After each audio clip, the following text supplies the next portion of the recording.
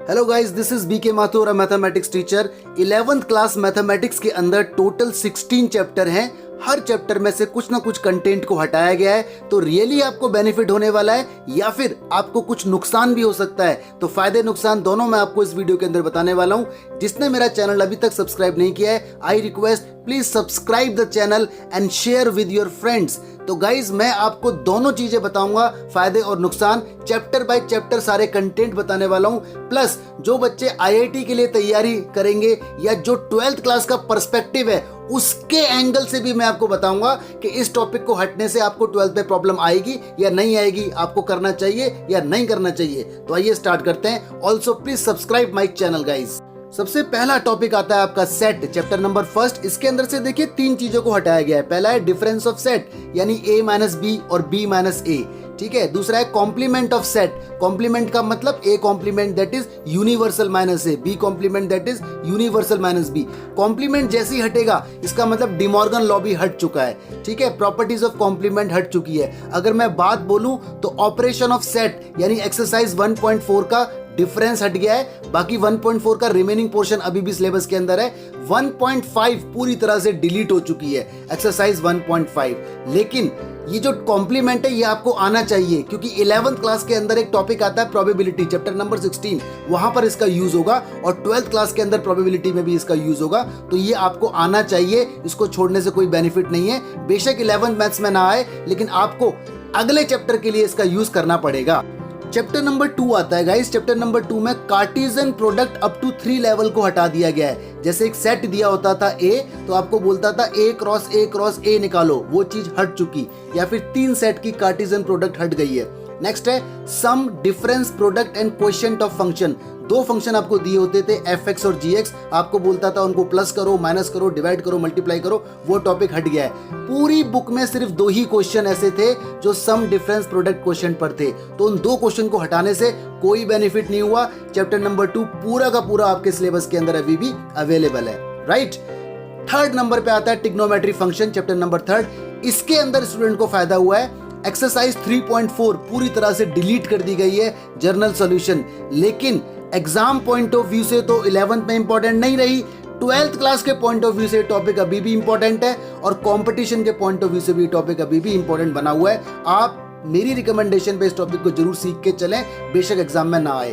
Chapter number 4 principle of mathematical induction पूरी तरह से डिलीट हो गया है।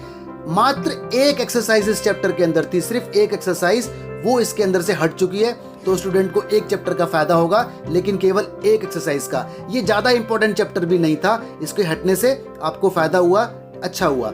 कॉम्प्लेक्स नंबर में से 2 टॉपिक को हटाया गया चैप्टर नंबर 5 में से। एक पोलर रिप्रेजेंटेशन एक्सरसाइज 5.2 डिलीट हो चुकी है और एक स्क्वायर रूट सप्लीमेंट्री। ये टॉपिक बड़े प्यारे थे, बड़े अच्छे थे, एग्जाम में ये आया करते थे 4 या 5 नंबर में, ठीक है, 4 या 6 नंबर में। तो ये टॉपिक अब हट चुके हैं।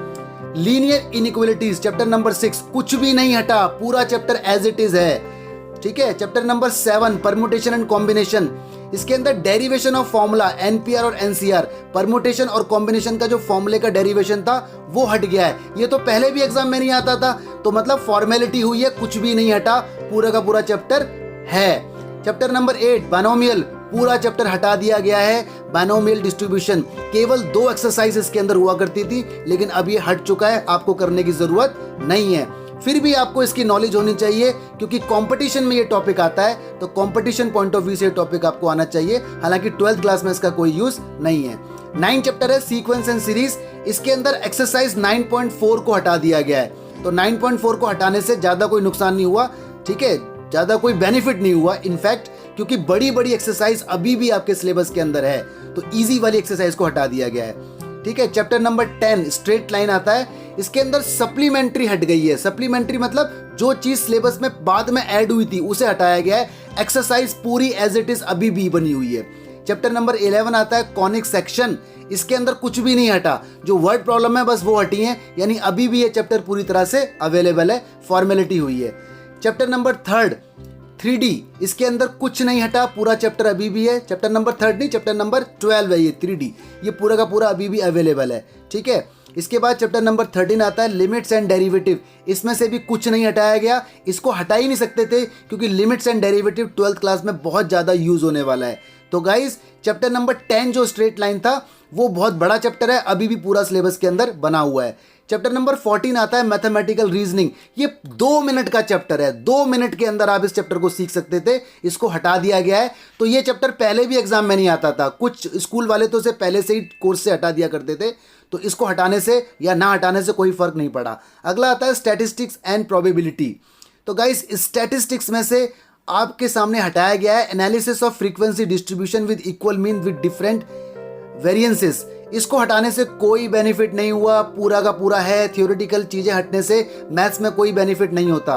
प्रोबेबिलिटी के अंदर जाइमेटिक सेट थ्योरी प्रोबेबिलिटी हटा दी गई, यानी सेट के बेसिस पे जो क्वेश्चन हुआ करते थे वो हट गए हैं, लेकिन अभी भी पूरी प्रोबेबिलिटी सिलेबस के अंदर है। ये चीज पहले भी एग्जाम में नहीं आती थी, अभी भी एग्जाम में नहीं आएगी। तो कुल मिला के मेरी बात यह है कि ओवरऑल जो इजी चीजें हैं उन्हें सिलेबस से हटाया गया है, और जो चीजें आगे यूज नहीं होने वाली उन्हें भी सिलेबस से हटाया गया है। कुछ टॉपिक ऐसे हैं जो आगे यूज होंगे, जैसे ट्रिग्नोमेट्री है, सेट के अंदर है, बाकी सब चीजें हट गई, बट स्टिल सिलेबस अभी की अभी भी पूरा का पूरा बना हुआ है। ज्यादातर वो चीजें हटाई गई हैं जो इंपॉर्टेंट नहीं थी और जो एग्जाम में नहीं आया करती थी।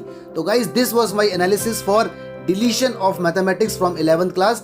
I would like to request, please share, like and subscribe my channel. Thank you so much. God bless you. Stay blessed.